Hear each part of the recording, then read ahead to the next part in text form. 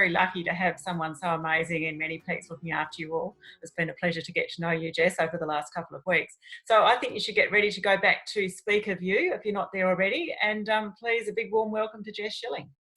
Thanks very much for that, Esther. I'll have to stop you there because otherwise my head's going to blow up and bust. Actually, I think they're the one that's done most of the work getting this ready and off the ground. So thanks very much for putting it together and everyone for tuning in. Esther's asked me to talk on a few topics that I find production limiting in our area. She's limited me to 3. There's probably 100 different ones that I could have talked about. So first thing that I wanted to have a chat about is Kikuyu toxicity, which is pretty topical at the moment, given that this is the time of year that we tend to have troubles with it. So I've just got a few pictures here of a few different kite pastures, and I'll just get Esther to throw together a poll here as to which one of these pastures or which combination of these that you might think you'd expect to see Kikuyu toxicity on. I'll come back to it later on, so just you can have a look at them now and then we'll come back to that in a minute. But basically, kite tox, I'm sure most of you know what it is. Unfortunately, some of you have probably also experienced it, and if you're lucky enough that you haven't, then I'm sure that you've heard of it. So basically, just to recap on what it is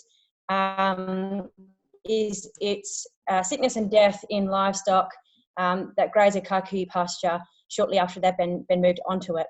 And it causes trouble because when you do have an outbreak, it tends to be quite dramatic. You can have death rates of 20+%. So it starts getting pretty expensive in that regard. It's difficult to predict when it's going to happen. So that makes it logistically difficult when you're planning your pasture rotations. And it's obviously important down here because kite on a per hectare basis is probably one of the dominant pasture species down here. But it's common all across Australia on the east coast, common in New Zealand and of course Africa, where it comes from. And there's been toxicities reported in all of these areas. Basically, if the kite is present, there's the potential for toxicities to occur as well. Depends really when you check your stock. So this time of year when most people are going around their cows once, twice a day early, as opposed to if it's something that happens a little bit earlier in the year, you might only be checking your cows once or twice a week when you feed them, and you might walk into a horrible disaster of just dead cows everywhere. But if you're catching it early, there's sort of things that you'll see. Probably the most common thing that you'll notice is that they're standing there drooling. They might be sunken-eyed. Some of them could be staggering around or down, unable to get up. They could be bloated in their guts. They could be grinding their teeth because they have gut pain. And they do this strange thing called sham drinking, which is basically they wander over to the water and they just stare at it. So the cow here in photo A, that's exactly what she's doing. She's standing in front of the water trough. Her eyes were really sunken. She was dehydrated. She needed to drink. But she just stared at the water. She just wouldn't drink. And you notice she's quite bloated as well on her left-hand side. The cow here in B, she's drooling. She was, when you pushed her to walk, she'd be staggering around, and she was grinding her teeth as well. The cows up in C, they're doing the same thing. They're just standing there at a water puddle. Looks like they're drinking, but they're not. They're actually just sort of staring at it. And then there's the poor cow in photo D who's carked it. So if we open them up and have a look inside, photo A, that is a photo of her rumen. So you can see from what she's been eating, it was basically just kike and nothing else. Really full rumen. She's obviously gone into that paddock and just gorged herself on the green feed, which is something they'll do at the break of season when they haven't seen green pick for a while. They'll preferentially take the green pick over any dry feed that you've got in the paddock. Photo B, this is the third stomach, the omasum. So that's just been opened up, and you'll see that there's a horrible sort of red ulcerated erosion there on the surface of that part of the gut. And that's quite a classic sign. So if you open a cow up and you see that inside, then you pretty much almost can confirm that you're dealing with a kite tox case. Photo C is just, so that's a heart. I've put the knife in there to try and give you a bit of a scale. That's probably a 30 centimetre knife. So another sign that we see is damage to the heart muscles, or this syndrome they call Mulberry heart syndrome. So you just have an enlarged heart that can't work properly. So that's sort of what you'll see on the inside of the cow when you're opening up, trying to work out what it is that you're dealing with. So why does it occur? There's a lot of question marks around this, and that was one of the reasons why I wanted to have a chat about it, because there's so much that we don't know, and when you don't know something, it makes it really difficult to try and manage the problem. But from cases that have been reported and samples that have been taken and they've actually confirmed that this is the problem that's going on, there does seem to be some really common factors. So the first thing that you have to have is the right weather conditions. So you need to have a combination of rain and warmth that makes that kite respond and grow. And this usually happens in the summer period or the autumn. But depending on the way that the season goes, you can have it in sort of the late autumn, even to early winter. So that was something that we saw in the 2018 season when we had a couple of false breaks. So generally it happens in the summer and autumn, but on a poor year you might see it a little bit later. Then the second lot of factors that you have to have, well, first of all, it's got to be a kite-dominated paddock. That paddock has to have been ungrazed. So this doesn't happen in paddocks that you've already got the cows on that have been grazed short. There has been no reported toxicities in that sort of scenario. And then you need to have, so basically the pasture's ungrazed for a certain period of time. We're thinking it's around about a month, but it could be a little bit less or a little bit more. And you take the cattle out, you put them on that pasture, and then you'll start seeing troubles a few weeks later. So we'll really only see this in sort of a rotational grazing or a strip grazing type system. You won't see it in a set stock type management system. And then we've got a bunch of unknown factors over here. So there's quite a few theories going around as to what causes the toxicity. But long story short, we actually don't know what it is. And we don't know if it's specific to one sort of cultivar of Kikuyu, or if it's is common across all the cultivars. The main theory at the moment is that it's probably an endophyte, which grows on the grass. So there was a bit of work done in the East and in the US as well, where samples were sent off and they identified a particular endophyte that was present on the pasture in all of the cases of the toxicity. So there is a theory going that might be what's causing the toxin. There is one particular type of toxin called the Wortmannin toxin, and experimentally that's been given to rodents, and it's caused very similar lesions in their intestinal tract to what it's done to the cattle. So at the moment that's the leading theory, but as I said, we still don't really know enough about it. And there's potentially some other factors in there that might be playing a role as well. So anything that causes a stress to the Kikuyu, and that could be multiple false starts, it could be armyworm, it could be grasshoppers, locusts, those sorts of things. They've all been noted in certain cases of toxicity, but again, we just haven't really got enough information there. And then there's also been thrown around about whether or not fertiliser has had an effect. So the more nutrient that's available there for the kite, the more likely that it is to respond when you get a rain event. And there's also been some theories as well about the mineral content. So whether or not the sodium content in the Kikuyu has an effect on its palatability. Magnesium has been thrown around as well. Some people said once they've supplemented with magnesium that they haven't seen toxicities. That could be a case of just the other factors haven't all come in combination to even cause a toxicity. They could be confusing tox with grass tetany, or it could actually be helping. We really don't know. There's just so many question marks there. So back to these pictures here. Most people looks like they've said C, and that's certainly what the original thought was, that you really only see toxicities on lush kite pastures. It was a bit of a trick question because actually all of these pastures were involved in the toxicity. So the picture labelled A, that was a pasture in January. It had about 10 mils of rain on it, and the cattle had been put on that, and within, I think it was 48 hours in that case, they had cows that were going down, dying. They moved the cattle off the pasture, and I think that in that case there was about 25% of the cows they lost from that mob. The photo B, that's a little bit later in the year, so that's in March. That had 2 rainfall events on it, and it had about 1 inch of rain in total. Again, the same scenario. Cows had been moved onto it, but it was about a week afterwards that signs started to occur. They lost, I think, 20% of that mob. And pasture C, so this was one that was taken in May, so a lot later, end of May actually, so almost the start of winter. That was taken in 2018 when we had that funny season and a couple of false starts.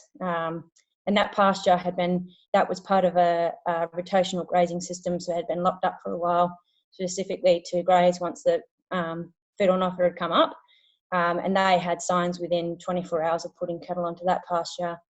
And that was a crash and burn. I think they lost 50% in that event. So that wasn't great. Jess, I might just interrupt. There's a couple of questions that have come in on chat, which I think before you go any further, we should tackle. So from Damon, he says, rotation grazing. I'm moving regularly, but I am assuming you mean rotating in and out of Kikuyu can be risky. I'm extremely kike dominant and rotate from kike to kike. I'm assuming I might have a problem if I let it get too long. Yeah, so I guess the length hasn't really got much to do with it. And that's probably why, and that question might have come through before these photos came up, but you can see in photo A that there's not much length to that kike at all. It's probably only 1 inch up off the ground. So yeah, length isn't really a great predictor. It's just a matter of looking at all of those common events occurring at one time to cause the toxicity. And this is the problem that we have, Damon, is that we don't have a pasture test, and I'm going to have a chat about that in a minute. So being able to predict when it's going to happen is really difficult, and that's why certain people like Leicester's have just simply moved away from it because they couldn't predict it. So they've gone to sowing in those safer pasture species. And one other question before you carry on, this one's in from Hayley. Hi Jess, is oxalate toxicity an issue leading to calcium deficiency? I'm not an expert here, but always thought oxalate was an issue.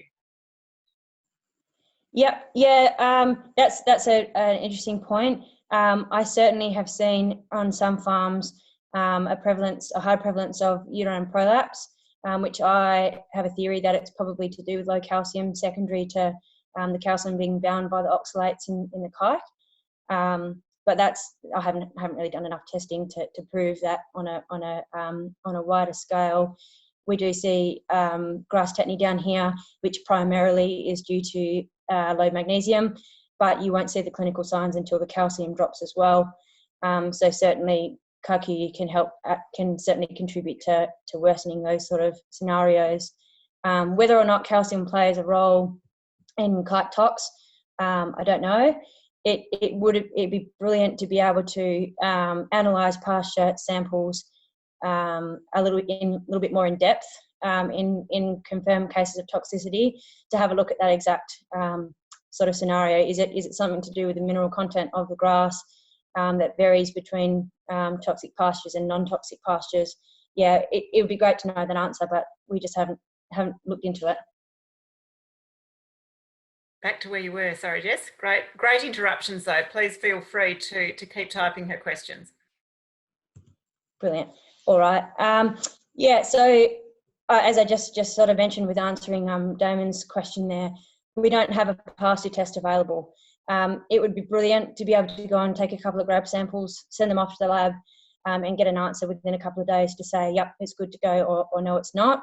But no, we don't have that. And I think until we know exactly what's causing the toxicity, then we won't have a test.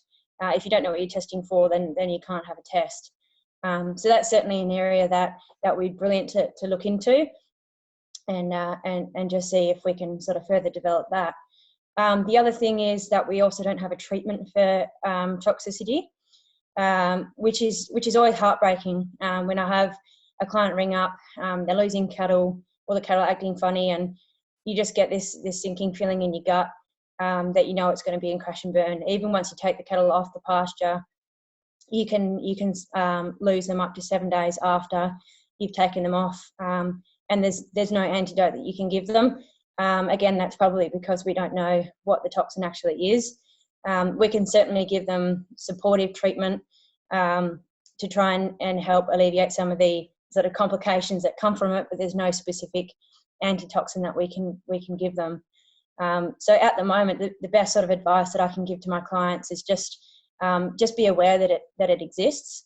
When we get a significant rain, enough to get the pasture growing in the summer or the autumn, try and avoid making your pasture movements 2 to 4 weeks after that rain event, because that seems to be the time that it's toxic.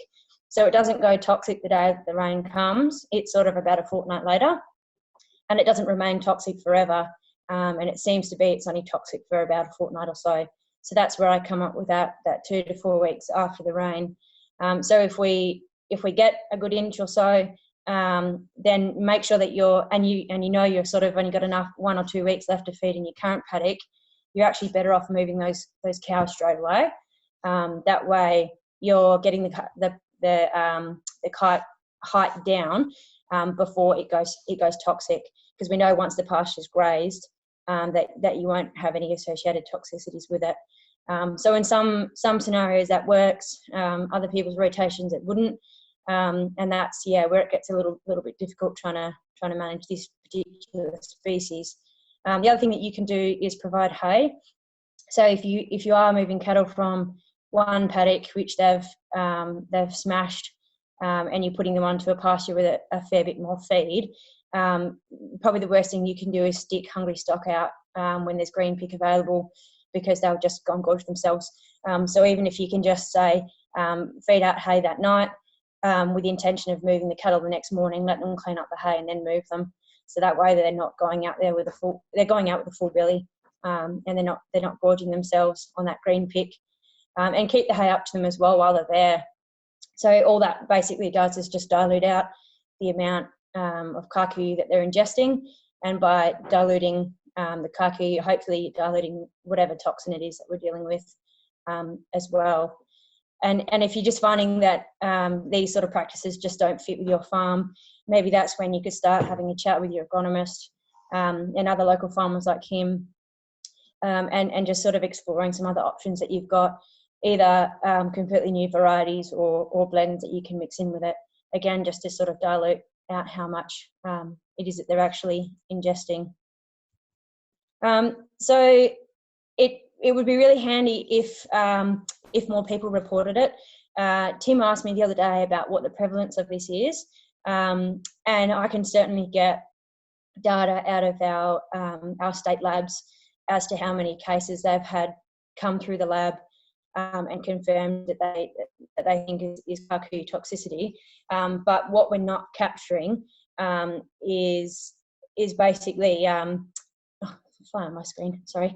What we're not capturing is the cases that people aren't reporting. So I'm sure there's a lot of times where people go and they see there's cows that have they've lost a few cows, and they go, oh crap, it's kite tox, and they've pulled them off the paddock, moved them back to where they came from, and then don't say anything more about it. And so we're missing out on the information there. Our ag department has what they call a significant disease investigation program. The original funding from that, I believe, came from the Royalties for Regions funding. And what it is it's funding that goes to a producer to help basically pay for investigation of disease on their property. So it's not for just general screening tests for pestivirus or anything like that. It's for if you actually have cattle that are sick and dying, or sheep, and you want to look into why. So it pays a few $100s towards the vet's fee to come out and do the post-mortem. It covers all of your lab fees, which could be anywhere from sort of $1,500 to $2,000, depending on what it is that you're sampling for. So it's a great program. And also, if people are submitting samples, then we can actually get a proper diagnosis. So in some situations, it's not Kikuyu toxicity. It might be something else like nitrate toxicity, lead poisoning, grass tetany, or there's a couple of infectious diseases that cause brain issues, which are sort of present in a similar way. And if people aren't coming to their vet and actually working through to get a proper diagnosis, then we could be missing out on that information.